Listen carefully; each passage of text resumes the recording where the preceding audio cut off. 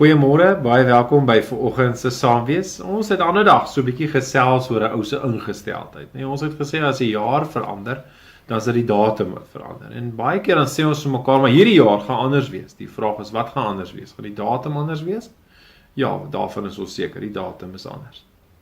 Maar iets wat baie tel, is natuurlik ons ingesteldheid. Ja, en ek het probeer en ek en my gesin praat daaroor om te sê hierdie jaar wil ons onsself dalk 'n bietjie meer dankbaar instel. En dat dit belangrik is dat ons as gelowiges iets daarvan verstaan om dankbaar te wees. Ek blaai sommer weer so deur die Bybel en dan is ek by hierdie wonderlike gedeelte Efesiërs 5 vers 20 en ek lees uit die boodskap vertaling.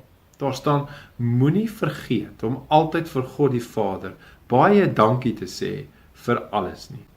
Doen dit, omdat julle, en hoor hierdie kosbare deel, en hy stel dit so mooi in hierdie vertaling, doen dit, omdat julle aan Jesus Christus behoort, en hy julle in staat stel om dit te doen.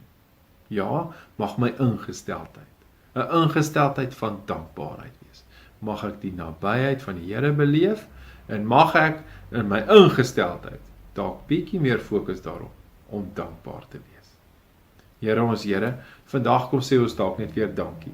Ja, dankie vir dit wat partykeer so vanselfsprekend dalk by ons verbygaan. Dankie vir my gesondheid.